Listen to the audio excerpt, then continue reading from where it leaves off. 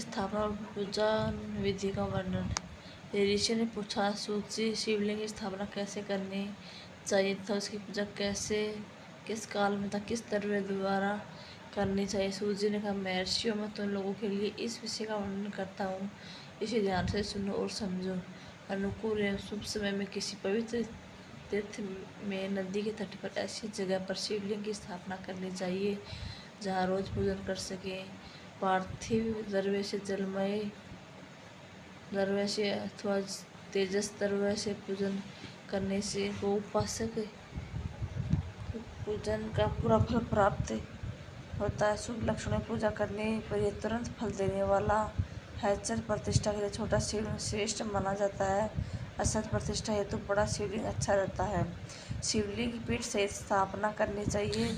शिवलिंग की पीठ गोल, चौकोर, त्रिकोणता खाट के पाए की भांति ऊपर नीचे मोटा, बीच में पतला होना चाहिए।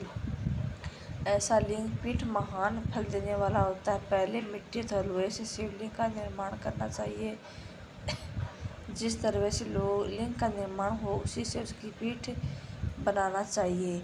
यदि अचर प्रतिष्ठा वाले शिवलिंग की विशेषता है, अचर प्रतिष्ठा वाले शिवलिंग में लिंग प्रतिष्ठा एक ही तत्व से बनानी चाहिए।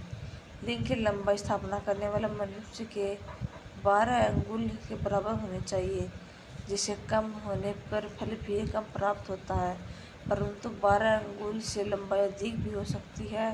चल लिंग में लंबाई स्थापना करने वाले 1 अंगुल के बराबर होनी चाहिए, उससे कम नहीं। यजमान को चाहिए कि पहले वह शिल्प शास्त्र के अनुसार देवालय बनवाए तथा उसमें सभी देवगणों की मूर्ति स्थापित करे। देवालय का गर्भगृह सुंदर, सुदृढ़ और स्वच्छ होना चाहिए। उसमें पूर्व और पश्चिम में 2 मुख्य द्वार हो। जहाँ शिवलिंग की स्थापना करनी हो उस स्थान में गर्त में नीलम, लाल, वैदूर्य, श्याम, मरकत, मोती, मूंगा, गोमेद और हीरा इन 9 रत्नों को वैदिक मंत्रों के साथ छोड़े। 5 वैदिक मंत्रों द्वारा 5 स्थानों से पूजा करके अग्नि में आहुति दे और परिवार सहित मेरी पूजा करी। आचार्य को धनुष तथा भाई बंधुओं को मनचाही वस्तु से संतुष्ट करे। याचकों के सुवर्ण एवं गर्भ एवं भू संपत्ति तथा गाय आदि प्रदान करे। स्थावर जंगम सभी जीवों के यत्नपूर्वक संतुष्ट करे। गड्ढे में स्वर्ण तथा 9 प्रकार के रत्न भरकर वैदिक मंत्रों को उच्चारण करके परम कल्याणकारी महादेव जी का ध्यान करे। तत्पश्चात नाद घोष से मुक्त महामंत्र ओंकार का उच्चारण करके गड्ढे में पीठ युक्त शिवलिंग की स्थापना करे। वहाँ परम सुंदर मूर्ति की स्थापना करने से तथा भूमि संस्कार की विधि जिस प्रकार शिवलिंग के लिए की गई है उसी प्रकार मूर्ति की स्थापना भी करनी चाहिए। मूर्ति की स्थापना अर्थात प्रतिष्ठा पंचाक्षर मंत्र से करनी चाहिए। मूर्ति को 12 से भी लिया जा सकता है, परंतु वह साधु पुरुषों द्वारा पूजित हो। इस प्रकार शिवलिंग व मूर्ति द्वारा की गई महादेव जी की पूजा शिव पद प्रदान करने वाली है। स्थावर और जंगम से लिंग भी 2 तरह का हो गया है। वृक्ष लता आदि को स्थावर लिंग कहते हैं, कर्मी कीट आदि को जंगम लिंग। स्थावर लिंग को सींचना चाहिए तथा जंगम लिंग को आहार एवं जल देकर तृप्त करना चाहिए। युवा चरावर जीवों को भगवान शंकर के प्रतीक मानकर उनकी पूजा करनी चाहिए। इस तरह महालिंग की स्थापना करके विविध उपचारों द्वारा उसका रोज पूजन करे तथा देवालय के पास ध्वजारोपण करे। शिवलिंग साक्षात शिव का पद प्रदान करने वाला है। आह्वान, आसन, अर्घ्य, पाग, पदार्घ, आचमन, स्नान, वस्त्र, यज्ञोप पवित्र, गंध, पुष्प, फूल, दीप, निवेद्य, तांबूल, समर्पण, निराजन, नमस्कार और विसर्जन शेष वाला उपचार है। इनके द्वारा पूजन करें। इस तरह किया गया भगवान शिव का पूजन शिव पद की प्राप्ति कराने वाला है। सभी शिवलिंगों की स्थापना के उपरांत चाहे वह मनुष्य द्वारा स्थापित ऋषियों या देवताओं द्वारा अपने आप प्रकट हो, सभी को उपयुक्त विधि में उससे पूजन करना चाहिए, तभी फल प्राप्त होता है। उसकी परिक्रमा और नमस्कार करने से शिवपद की प्राप्ति होती है। शिवपद को नियम पूर्वक दर्शन भी कल्याणकारी होता है। मिट्टी, आटा, गाय की गोबर, फूल, कनेर, पुष्प, फल गुड़ मक्खन भस्म अथवा अन्न से शिवलिंग बनाकर प्रतिदिन पूजन करें तथा प्रतिदिन 10,000 प्रणव मंत्रों का जाप करें अथवा दोनों संध्याओं के समय एक सहस्त्र प्रणवों द्वारा मंत्रों का जाप करें। इससे भी शिव पद की प्राप्ति होती है। जब काल में प्रणव मंत्र का उच्चारण मन की शुद्धि करता है। नाद और बिंदु से युक्त होकार को कुछ विद्वान समान प्रणव कहते हैं। प्रतिदिन 10,000 पंचाक्षर मंत्र का जाप अथवा दोनों संध्याओं को एक सहस्त्र मंत्र का जाप शिवपद की प्राप्ति कराने वाला है। सभी ब्राह्मणों के लिए प्रणव से युक्त पंचाक्षर मंत्र अति फलदायक है। कलश से किया गया स्नान मंत्र की दीक्षा मंत्रकों का संन्यास सत्य से पवित्र अंतःकरण ब्राह्मण तथा ज्ञानी गुरु सभी उत्तम माना जाता है। पंचाक्षर मंत्र का 5 करोड़ जाप करे जब मनुष्य भगवान शिव के समाप्त हो जाता है। 1, 2 अथवा 4 करोड़ जाप के मनुष्य कर्मक्ष ब्रह्मा विष्णु रुद्र तथा महेश्वर आदि का पद प्राप्त कर लेता है। यदि 1000 दिनों तक प्रतिदिन 1 सहस्त्र जाप पंचाक्षर मंत्रों का किया जाए और प्रतिदिन ब्राह्मण को पूजन कराया जाए, इससे अभीष्ट कार्य की सिद्धि होती है। ब्राह्मण को प्रतिदिन प्रातः काल 1008 बार गायत्री मंत्र का जाप करना चाहिए, क्योंकि गायत्री का मंत्र शिव पद की प्राप्ति कराता है। वेद मंत्रों और वैदिक सूक्तियों का भी नियम जाप से करें। अन्य मंत्रों में जितने अक्षर हैं उतने लाख जाप करें। इस प्रकार यथाशक्ति जाप करने वाले मनुष्य मोक्ष प्राप्त करता है।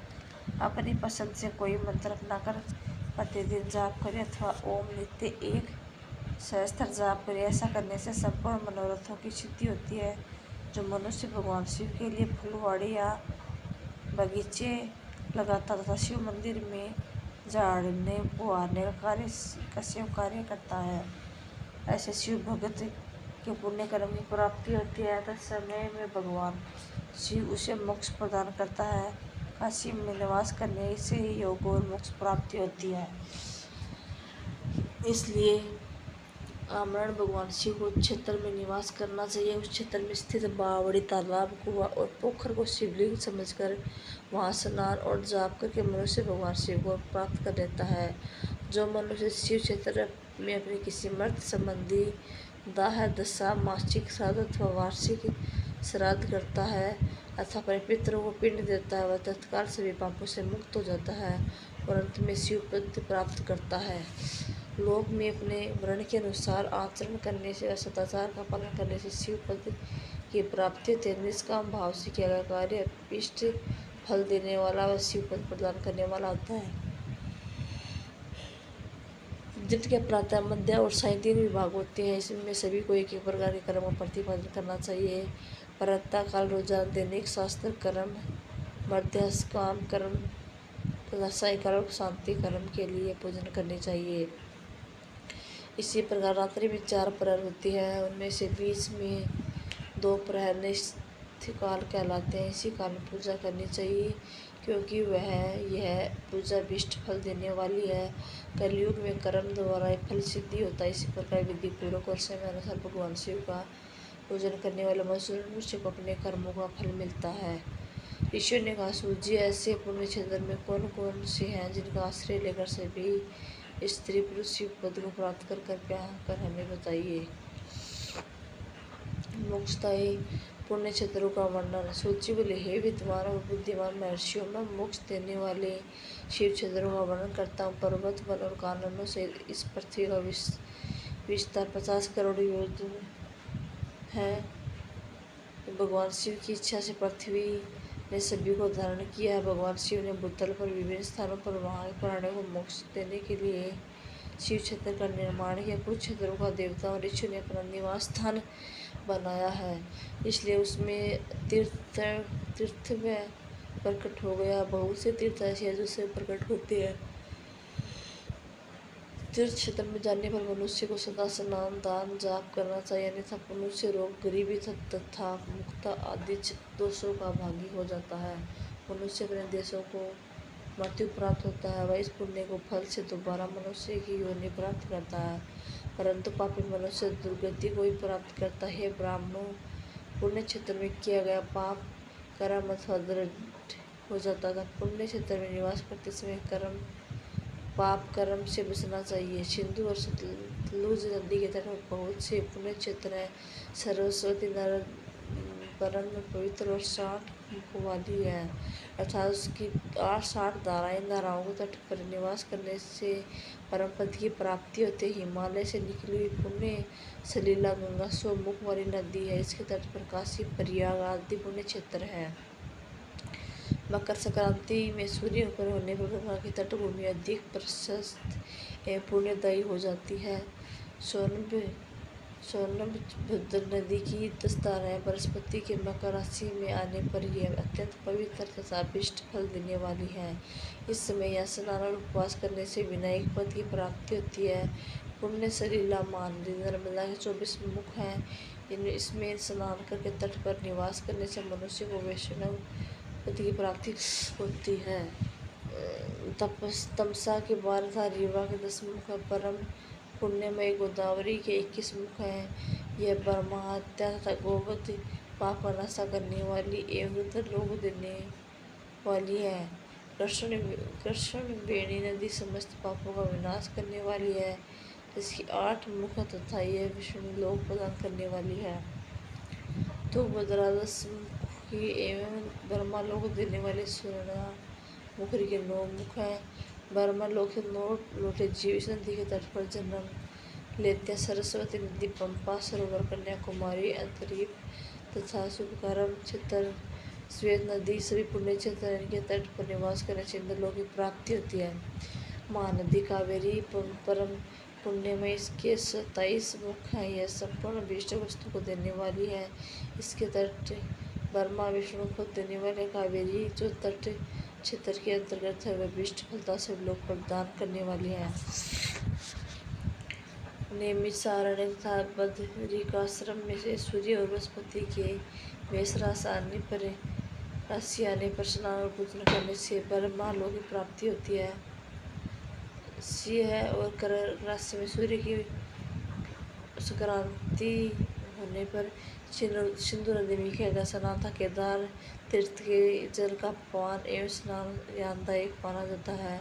बृहस्पति के सिंह राशि में स्थित होने पर भाद्र मास में गोदावरी के जल में स्नान करने से शिवलोक की प्राप्ति होती है। ऐसा समय भगवान शिव ने कहा, सूर्य और बृहस्पति कन्या राशि में स्थित होने पर यमुना सोनभद्र में स्नान से धर्मराज और गणेश लोक में महान भोग की प्राप्ति होती है। ऐसे महर्षियों की मान्यता है।